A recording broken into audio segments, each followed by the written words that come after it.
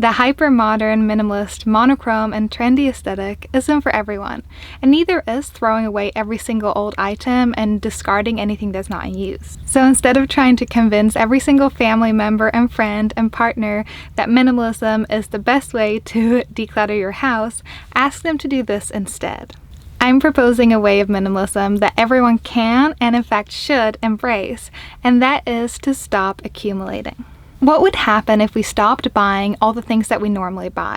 Not the things that we actually need, such as food, shelter, and fuel, but things like candle, jewelry, home decor, and fashion. I think the best part of not accumulating instead of decluttering is that it forces us to no longer be a consumer. And it's so important because most of us don't even know what this feels like because we've never tried to stop. When I look at past and current friends and coworkers and family members and acquaintances, I don't know of anyone who doesn't accumulate stuff on a weekly basis. But isn't that crazy?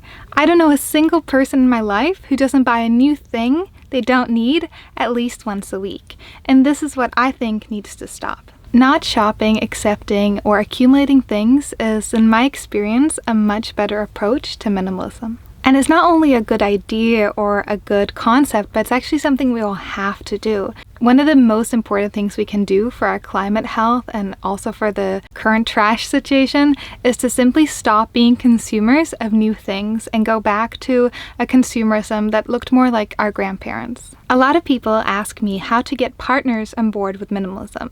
And this question does make me a bit sad because I think in a partnership it's really important to get on the same page, especially with new ideas and growing together. But that's why I think this is a much better idea than minimalism, is to introduce the idea of not shopping instead. If we're focusing on not consuming as opposed to decluttering, we're automatically becoming minimalists.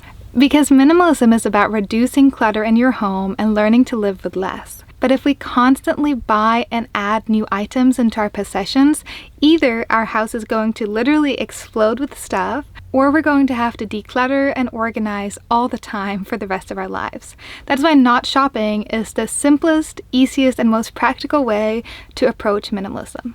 Another question I often get in regards to minimalism is how and where to start, because it can feel so overwhelming. That's why I always suggest stop shopping and accumulating as the first and most important vital step to minimalism. This forces us to be resourceful with our possessions and belongings, and it also teaches us that we can solve tasks or problems without needing to buy something to do so. It teaches us true resourcefulness, how to make do with what we have, no matter how much or little that is. I think one of the main things we're looking for with minimalism is a state of peace of mind.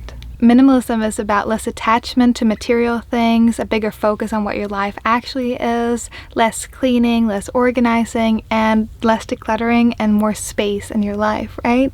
But chances are that if we go from maximalism and consumerism to minimalism without letting it take time, we're highly likely to fail. We've actually not created a new habit, we've just slightly tweaked it. Instead of shopping, we've now started throwing things away. And it does feel satisfying and it does feel like we're doing something, but what we're not doing is sitting with that discomfort, and that is the place where we're going to find the peace of mind. Once we've learned how to sit in that place of discomfort, we can declutter all we want and it will be much easier to make the right choices. Which leads me on to my next point, which is the idea of worthiness. Minimalism and worthiness comes hand in hand because it's one of the first questions you're faced with when you stop consuming. Because true minimalism is an aesthetic. I wear broken clothes, I have broken linen, I have things with stains on them. Nothing is aesthetic in the sense where everything is perfect and curated.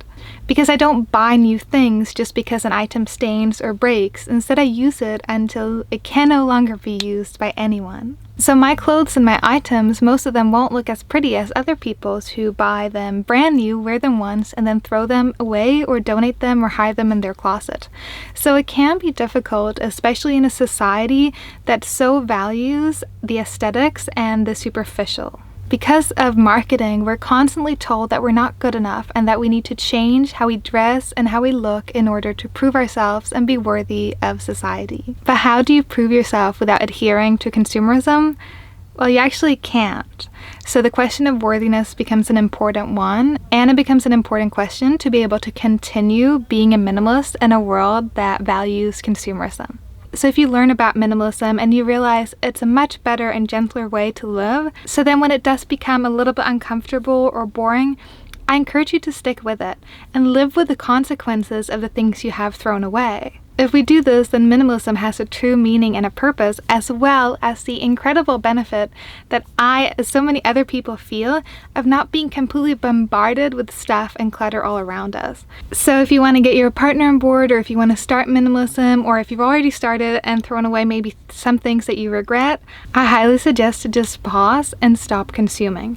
And make sure that you do it for a long time. You can start with a low by year, or what I like to do is see how many days I can go without buying something and making sure I don't buy anything that isn't a consumable. But then there will inevitably times where you do need new things, and then force yourself to not get it. So I do think that not shopping and not consuming is the by far best method and path to minimalism and sustainability. And the best part is that you can keep your house as colorful or cluttered or full of belongings as you like. You don't need to be organized. You just need to do one thing, and that is to stop bringing items into your home. Now, if you can do that, you'll be living more sustainably. You won't be contributing to the consumerism that is so detrimental for our planets and for the people who make these items. And I think that everyone can get aboard with this, because we do not buy things that we need. And no matter how much we try to convince ourselves that we do, the moment you stop, I think you'll really realize that distance, the distance between what we actually use and what we have and what we don't need. So I challenge and encourage everyone to watch this video to try, stop buying, start for a day, then do 2 days, then do a week, then do a month, then do a year, and send this video to your friends and family that aren't quite on board with minimalism but are still interested in changing their lives and living more sustainably. Thank you so much for watching this video. Please like and subscribe to my channel if you liked it, and I will see you all next week. Bye.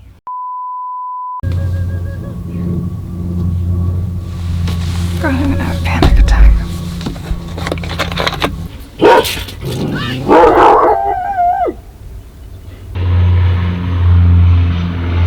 Because we all know we shouldn't be consumers. Because minimalism is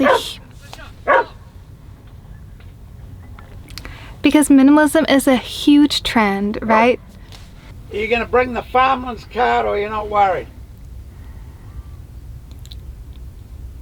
Doesn't matter. Nah.